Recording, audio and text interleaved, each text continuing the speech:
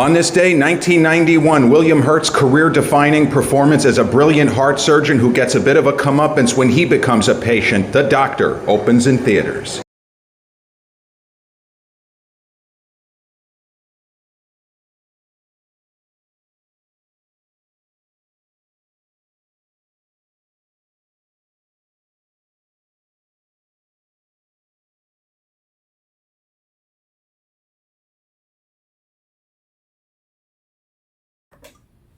And we're back, like we never left. Welcome to episode 253 of the Confessions of a Not So Dangerous Mind podcast. I'd like to thank you all for spending some of your happy hump day with me here in New York. Once again, we're going to skip past all that promotional jazz and get right to the guts of the episode. Today marks the 33rd anniversary of the release of what I would consider to be one of the best sort of under-the-radar classic films from the early part of the 90s, which I believe to be the greatest decade that Hollywood has ever had, and realistically ever will have.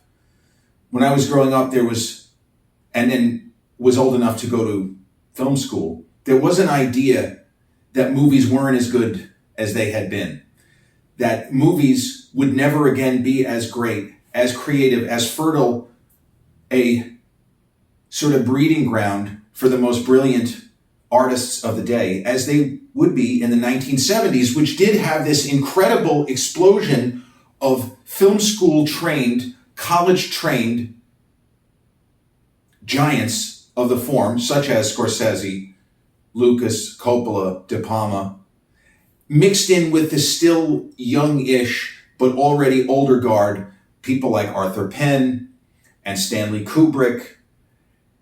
And it was a time where people were able to make very personal, independent style films under the heading of the studio banner. And the idea was, well, that's never going to happen again. Well, if we look at the 1990s, if we look at the success of, for example, this guy right here, sorry, Uma, not you, Quentin Tarantino, you had somebody with an undeniably ingenious, radically different cinematic vision in Quentin Tarantino, making independent style films. On the case of Pulp Fiction, it was made for Miramax, which was kind of a mini major. But then he was able to make films that had studio backing.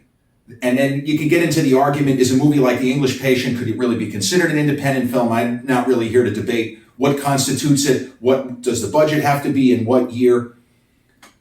The 90s was an incredible time. There also was a balance of the independent film, the studio film, but then films that were produced under the imprimatur of the studio banner, which felt like independent films, or maybe had the budget of an independent film. So I really don't give a shit what's classified as what. We know quality when we see it. And on this day, 1991, the wonderful independent filmmaker named Randa Haines released a film starring former Oscar winner William Hurt, a movie that feels like an independent film and yet has recognizable Hollywood stars in it. It's an interesting dynamic and just a beautiful motion picture. And that film is simply called The Doctor. Such a, at the same time, unambiguous and ambiguous title. The Doctor is an adaptation of a book called A Taste of My Own Medicine by, I don't remember his first name, but it was a doctor whose last name was Rosenbaum. And he was a doctor who got sick. And even circa mid to late 1980s, got firsthand knowledge of just how much different it is to be a patient. Seems pretty obvious, but until you are a patient, until you are somebody who is very sick and needs specialized care, but still has to wait hours for what's going to be a 5-minute consultation. Until Rosenbaum experienced that, it's not something that clicked for him with all of the training that he had from college to medical school to residency to opening up his own shingle after medical school and residency to going back to work in a hospital. Well, in this movie, the late great William Hurt plays a main character. The film makes no bones about the fact that he is a brilliant heart surgeon. Just from the mechanics of surgery, the mechanics of understanding what sort of patient we're dealing with, what level of anesthesia might we be talking about here, the mechanics of surgery, he is as good as it gets.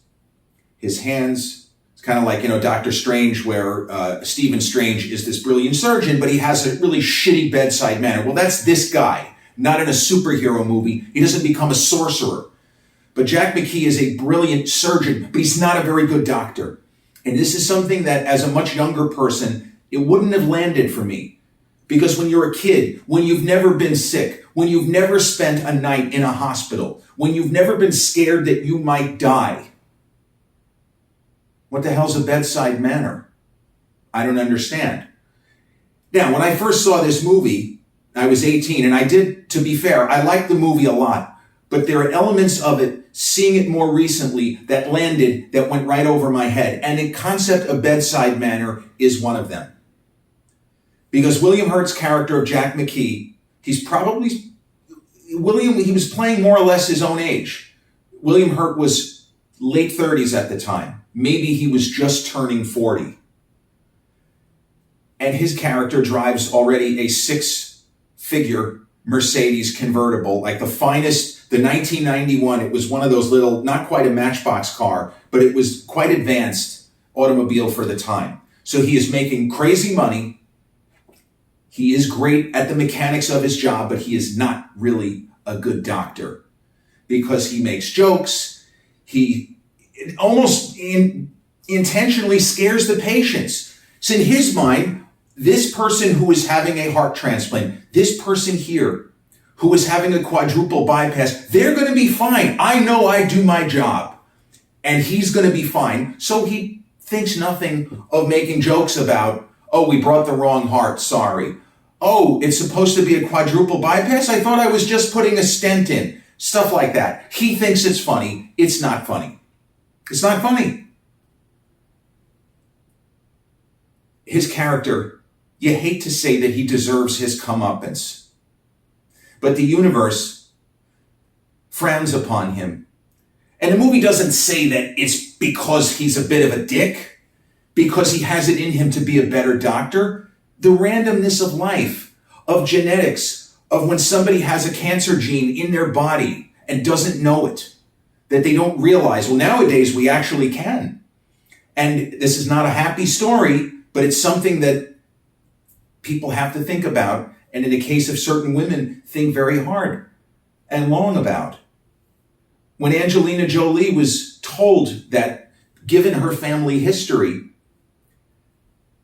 it was very likely she was going to develop breast cancer. And she was presented with a choice. You can have a mastectomy now and you don't have to worry about it. What do you want to do? She chose to go that path. The character of Jack in The Doctor develops a little bit of a tickle in his throat. It's nothing terrible. And of course, as somebody who would aces all throughout medical school. So yes, he's a heart surgeon, but this isn't somebody who only knows cardiology. This was a guy we are led to believe went to Hopkins. I think he went to Hopkins. Top of his class. So yeah, he's slick. He's a bit of an asshole. He can be a condescending prick when he wants to be. But nobody's doubting his talent, his commitment to doing a good job. But it's everything else that's problematic. So he starts to develop this tickle in his throat. And because of his connections, and this is one of the last times in the movie that the fact that he is this big surgeon in this hospital, he is able to get an appointment, hate to say this, the female version and the throat, potentially oncology version of him. He goes to see this doctor who he knows is brilliant. Her bedside manner is as bad as his. She tests him, she runs some scans, and she comes to the conclusion that he's got throat cancer. And I've discussed William Hurt on this channel. Now, he's a very distinctive and different actor. I should say was. He passed a couple of years ago. He's only 71.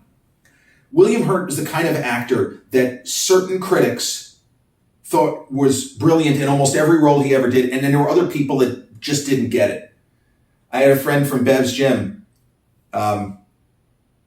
He refused to watch the movie History of Violence, even though people he was close to at work raved about it. That was the one with Viggo Mortensen and Ed Harris, Maria Bello. Fantastic film. David Cronenberg, who then worked with Viggo again the next year in Eastern Promises. Great movie. Wow.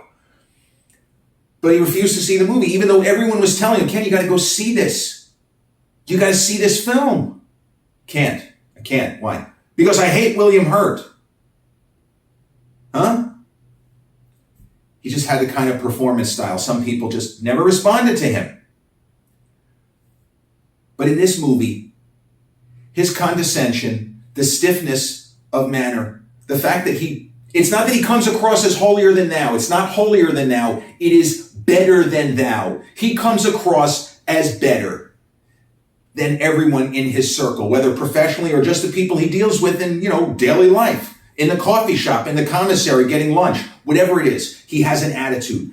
And this version of a William Hurt performance, now the guy was nominated for 3 consecutive Best Actor awards. Again, this is a major talent in Hollywood, even though some people just never got the guy. But he won Oscar for Best Actor, Kiss of the Spider Woman. Then he was nominated the next year. His co-star, Marlee Matlin, won for Children of a Lesser God. Then he was nominated again in 1987 for Broadcast News. And his best performance was the next year, Accidental Tourist. He wasn't nominated. Well, you might say his best performance ever was this movie or Body Heat 10 years earlier. The point is, he was able to play these kinds of roles, but not exclusively. But the version of William Hurt that we get in this film, brilliant, making probably too much money. He's had too much success for such a still very young man. When my father, may he rest in peace, when he found out that they were making a movie based on the book, The Bonfire of the Vanities, his favorite book, he saw William Hurt in the lead. And based on what I understand about the character of Sherman McCoy, because Tom Hanks playing him in the movie, he doesn't come across the way McCoy did in the book. It's William Hurt in this film. But instead of a doctor, he would be a bond trader on Wall Street, living in a Central Park West penthouse when he was still in his 30s, making $500,000, $600,000 a year for basically doing nothing, if we're being honest. At least this guy is really a surgeon. But that manner, that bearing, the air of superiority, William Hurt did it so well. He even did it in the MCU as General Ross, where he comes across, he's a regular guy, he doesn't have superpowers, at least in the iterations of the MCU that we saw on screen. But he has the manner and the bearing of somebody, he's still talking down to Tony Stark. He's not taking any shit from him. He knows Tony Stark could power up and incinerate him. It's not the point. It's the way that he relates. And in this film, when he suddenly realizes with a start, this throat thing could kill me. I have cancer. The doctor that he sees is talking to him as if he's just cannon fodder. Well, maybe we can try this. Maybe we can try that. She's having no emotional reaction. She's not even bothering to say, Dr. McKee, I am so sorry to have to give you this diagnosis. She's skipping all of that. She's skipping every potential ounce of humanity that she could show. And it doesn't yet land on Jack. This is your mirror image, pal. It doesn't feel so good on this side of the aisle, does it? No, it doesn't. He slowly has his eyes open to things that were always there. They're always in plain sight. Now, he saw patients every day, consultations, prep for surgery, sometimes just prescribing medicine for patients. My father never had open heart surgery. He had a cardiologist that he saw regularly. That cardiologist never operated on him. You can be a heart surgeon and just dispense medical advice, maybe pills, whether it's Provocol or anything it could be. You don't necessarily perform surgery, but a doctor should understand how frustrating it is for patients, whether or not they're connected to the medicine world, to wait and wait and wait and wait. So there's a scene in this film where Jack's health is starting to go. He's still working. He's not ready to, even temporarily step away from his job because he may not be feeling good, but he is not compromised to the point where he can't fulfill his duties as a doctor. And he's waiting for an appointment with his wife, Christine Lottie. It's such a thankless role for Christine Lottie. She does as well as she possibly can. What a wonderful actress she is. He tries to pull rank. He says, "You know who I am. I'm Dr. McKee. I work on the 6th floor. You know me." He wants to skip the line. They basically tell him, "Doctor, of course we know who you are. But all of these other people were here before you. They have appointments before you. You know how it works. You're a doctor yourself." Well, actually, no, he hadn't thought of it that way.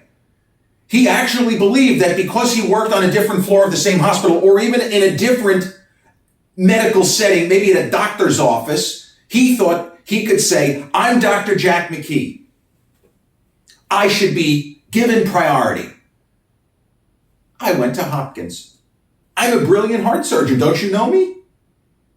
Nothing. So he starts to go down a path of discovery. And I'm telling you, in other hands, in less talented actorly hands than William Hurt, this film would be maudlin, it would be treacly, and it would seem as if we as the audience are being lectured to. But Randa Haines' direction is so good, and she gives the film room to breathe. And it's not a long movie, but Jack's journey takes place seemingly in real time, where each encounter with someone, either a fellow patient, as Elizabeth Perkins is amazing, and I don't know how she didn't get a Best Supporting Actress nomination. She plays a terminal cancer patient who befriends William Hurt. And it's the sort of person that he would not have wanted to know under normal circumstances. He doesn't do sadness and depression. He's too disconnected. He's too focused on being a great surgeon and driving the fancy car. He has an absolute prize of a wife and a great son. It's not that he even takes them for granted. He acts like they're just ancillary and not primary movers in his life. And so as he gets sick, as they try to figure out, and doctors in his own hospital, Adam Arkin, Alan's son, who later was on Chicago Hope, I think also with Christine Lottie, he plays a fellow doctor who we think is going to be an antagonistic character in the story, but he's not.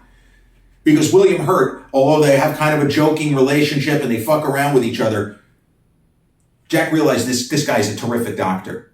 And if he says I'm going to be okay, I trust him. I trust him. He's not blowing smoke up my ass here. He's being serious. He learns humility.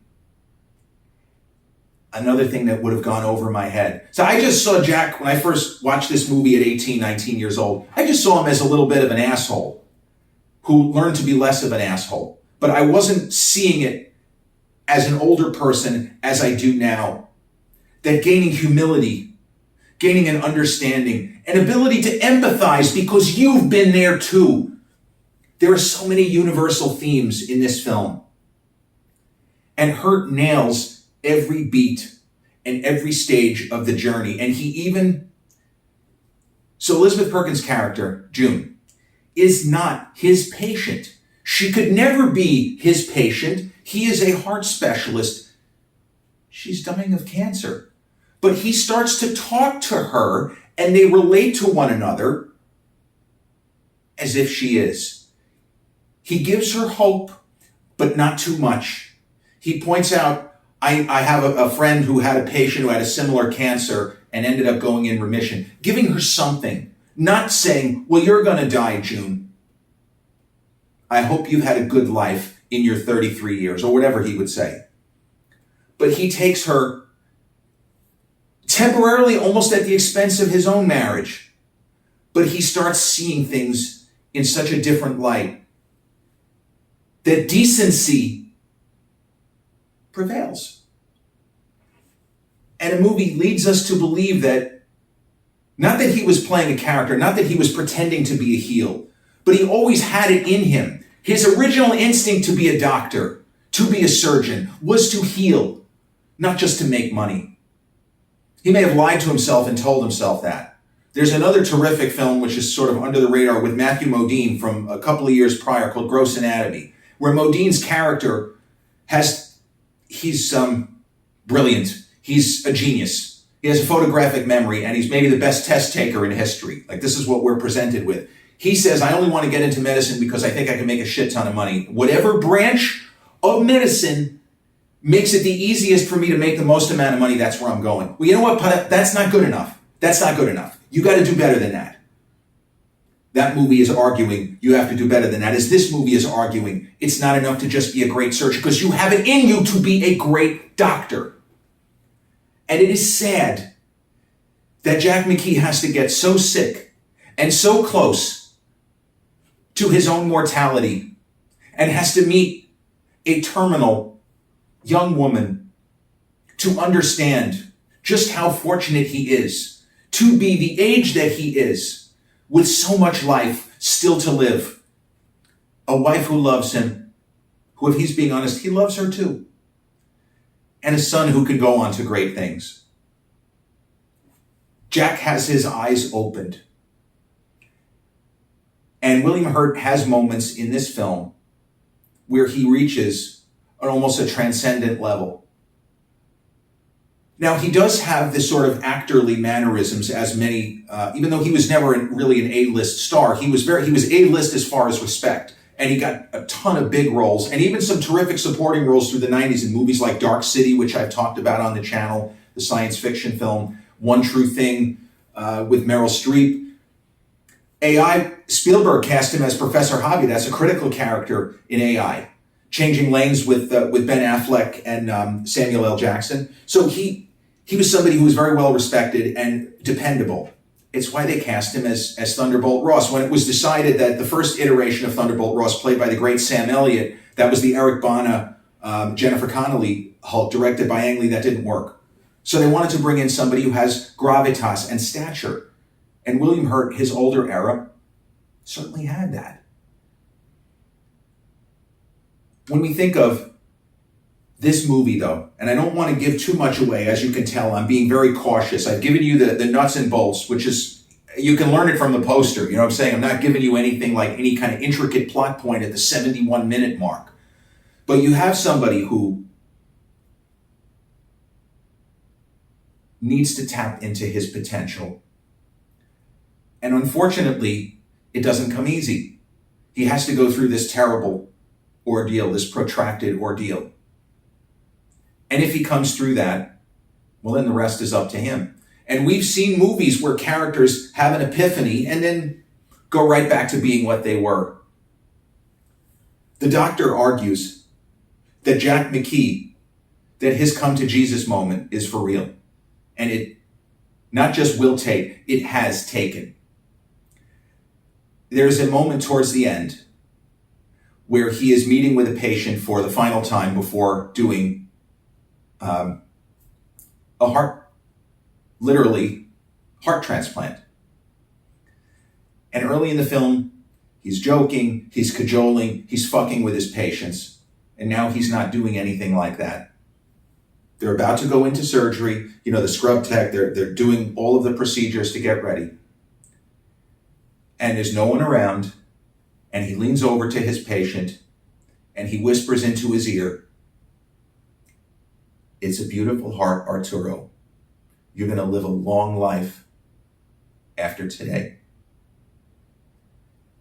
And it's a moment of just sheer beauty and compassion. He's not making jokes. He's not cracking wise. And it's just him. He's not putting on a show for the other people in the OR. He's quietly telling this man, "I'm going to do my best to make sure you have decades left." And that's exactly what he does. He goes out of his way to make everyone in the room feel like part of the team. This is not something also that would have landed when I was a kid. But you make the scrub tech feel like They're part of the team. And he has people assisting in the surgery. He brings everybody together. He is not stiff and aloof and distant and condescending. He's now an extraordinary doctor. And this I'm going to have to spoil. One of the final beats of the film, as Dr. McKee has made the full transformation to the kind of doctor that he always had in him to be. You know, he's healthy. He no longer seems disconnected and aloof. He meets with the residents at the hospital. Now, for those who don't know, and I'm sure most of you do, but just in case, when I say residents, I mean people who are through medical school. Technically, they're doctors, but they are training in hospitals to either work in a hospital as a doctor on staff or open up their own shingle. It really depends on what they want to do. But when I say residents, they're already doctors, but they don't have very much say, even at that point, of their schedules. They are told where to go. You graduate from SUNY Downstate Medical Center, or you graduate from meaning medical school, or you graduate from Harvard Medical School. You match with a hospital, and that's where you're going to go, and they're going to make your schedule for you. You don't have that much say-so. So this movie, there is a sequence where he is making his rounds, well, they think, with mostly very young residents, you know, people in their, let's say, 23, 24 years old, in that ballpark, maybe even slightly younger, and in some cases older. Some people don't get to medical school until later in their 20s or even their 30s. We've seen it. What he wants to do and what he ends up doing, he turns the doctors, these young doctors, these residents, into hospital patients. And this is without him saying it, this is the best lesson that he can give them. It's a lesson that if he had learned when he was a resident who had done spectacularly well academically, if he had understood when he was 23 what it would be like to go through all of these horrible tests from a spinal tap on down, he would have been damn sure to make sure that these tests or this test is absolutely necessary. If we can do a non-invasive procedure, and it's going to do the exact same thing as the one that's going to have the patient screaming in pain, we're going to do the non-invasive procedure. It isn't something that would have been in Jack McKee's mind before he got sick, and now it is. So he sets up all of his residents, his kids basically. They're no longer doctors.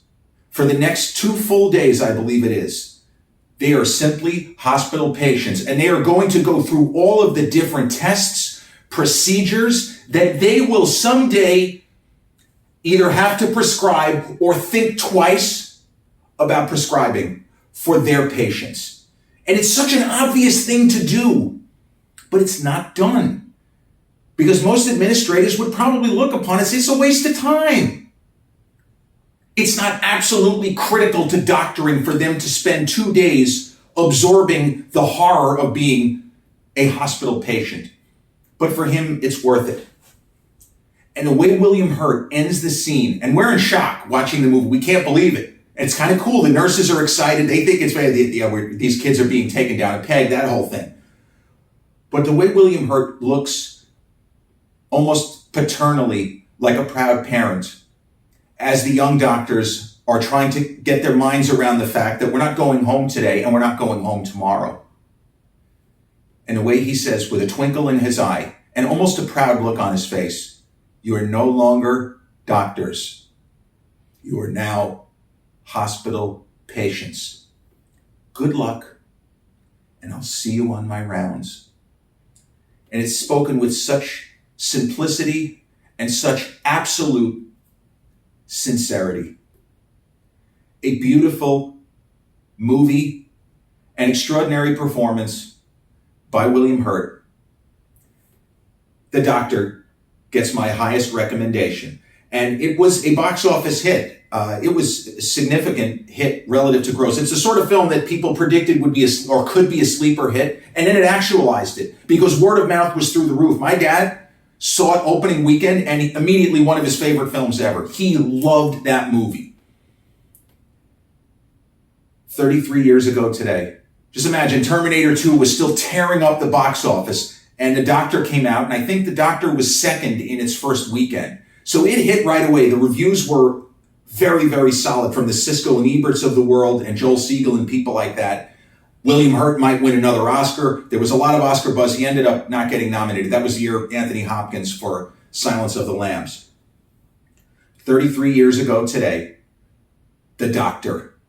One of my favorites, and certainly the most under-the-radar classic that I can think of, that I think is a 10 stars out of 10.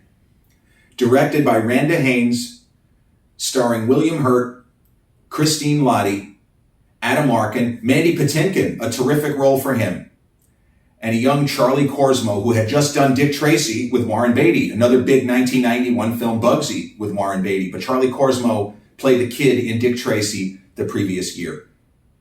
The Doctor. Worth a $2 rental on Amazon Prime. I don't know anyone who has seen this movie who doesn't love it. This has been episode 253 of the Confessions of a Not So Dangerous Mind podcast. I'd like to thank you all for spending some of your happy hump day with me here in New York. If you checked out this episode on the YouTube channel, haven't done so already, please click like, subscribe, comment, share, turn on those notifications. Or if you catch this episode on the audio platforms such as Podbean, Spotify, Amazon Music, iTunes, or any of the other platforms, same general rule applies. Click like, subscribe, share, and turn on those notifications. I'll be back with a new episode real soon. Until then, peace.